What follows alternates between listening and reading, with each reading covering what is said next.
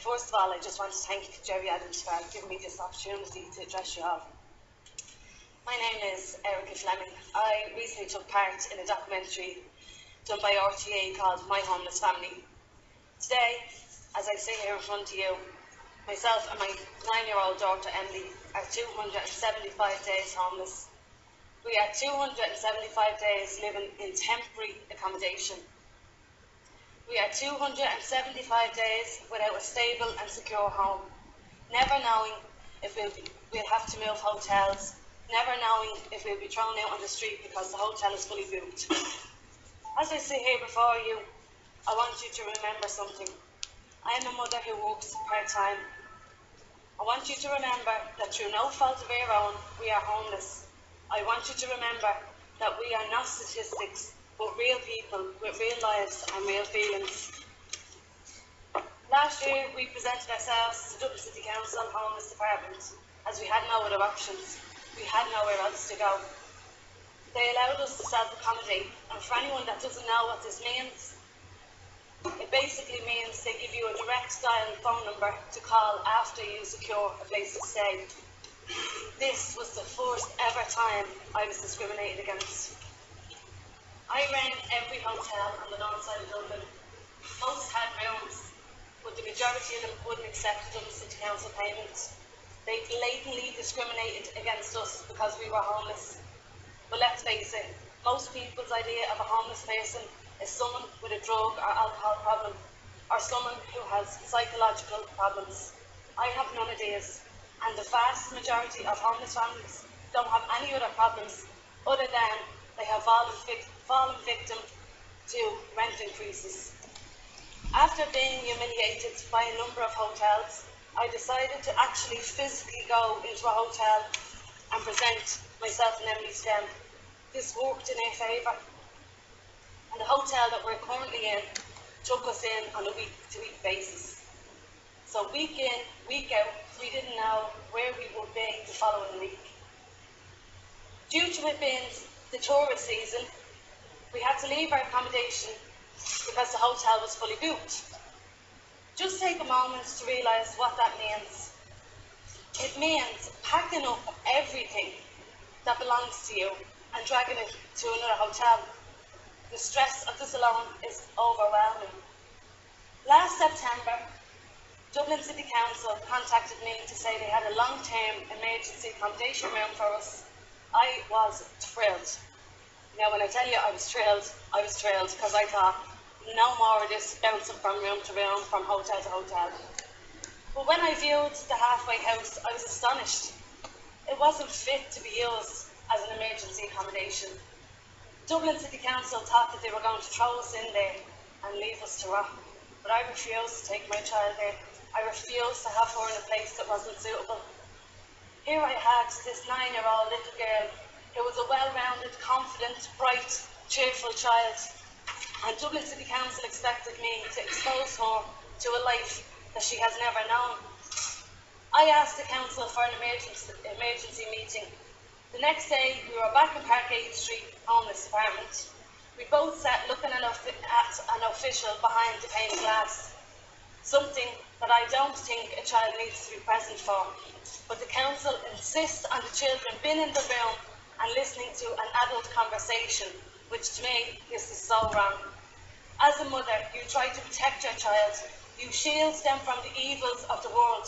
But I couldn't shield Emily from this because it was Dublin City Council's policy that she was there. My pleas for help fell on deaf ears, and in the meantime, my child, my 9-year-old child, jumped up out of her seat and began to run in circles around the room, screaming, "Please don't send us there." She was distraught. She was panicking. She was so stressed. For 7 days, I refused to go to this place. I bounced from couch to couch to couch, and eventually the council relented and allowed us to go back to the hotel that we had been in. Throughout this time, I was trying to keep Emily's spirits up by constantly reassuring her that we wouldn't be homeless for too much longer. And like all children do, she believed me, because I am her mother, I am her protector, I am her source of comfort. Yet the days and the weeks went on and on and on, and nothing is changing. There have been many more incidents, just like the one I outlined. But what is the point in me telling you about all of them?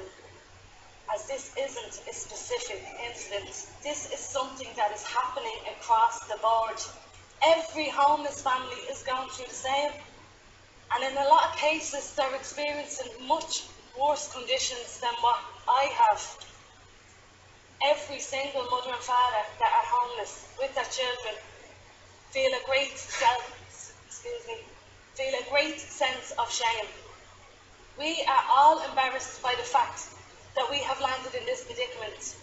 Every time we have to walk into the hotel with our children in their school uniforms, with people looking at us, judging us, knowing that we are homeless, well, it's demeaning.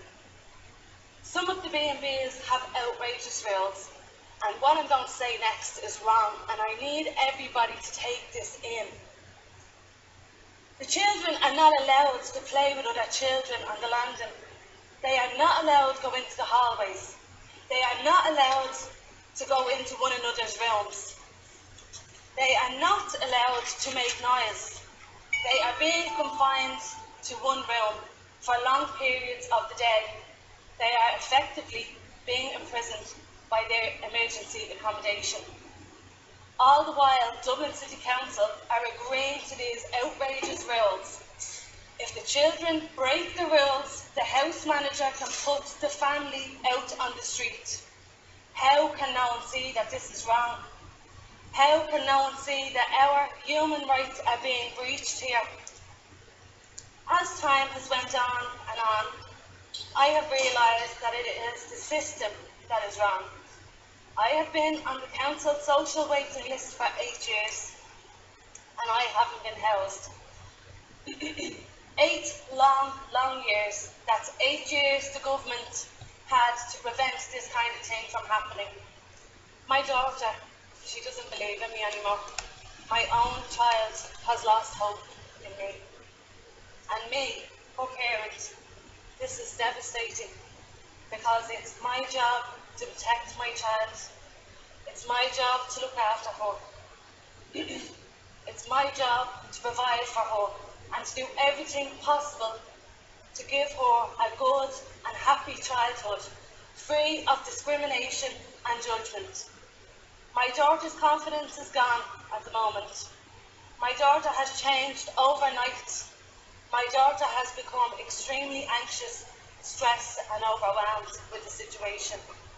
Her school is being, her schooling is being affected now, and I need help to change this. I need her to be given the chance to bounce back to her old self. I want my beautiful, funny, independent, intelligent child back, and you have the opportunity now to change this. The government needs to step up now and stop this madness from continuing. One person needs to make the decision to cherish our next generation. One person needs to use their initiative to change the system. 2 families a day are becoming homeless. 2. So for the last 40 days that there's been no government, that's 80 families that have had to present themselves as homeless. Think of all them children that could have been saved from this nightmare if someone in power had stepped in and tackled the housing crisis immediately. I sit here today and I'm pleading with you. Please come together on the issue of homelessness. I am begging you to put aside any political differences that each party has with one another and just aim to solve this problem before the end of the month. The solution to this crisis can be resolved in one word, and for me, that's NAMI. You all know that NAMI can put a massive dent in this housing crisis, yet no one is following this up. Everyone keeps throwing out problems, but we don't need a government to create problems. We need one to come up with solutions. The council have plenty of lands that they own and that is already zoned, yet they are not using this land for council housing.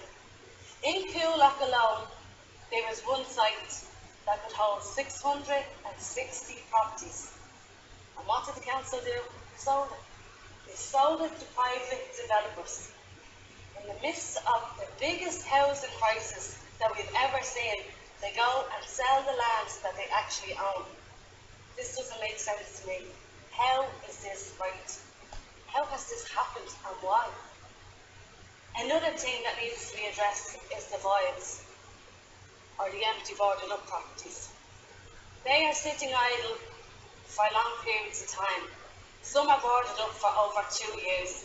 And when I personally inquired into this, I was told that they were scheduled to be refurbished.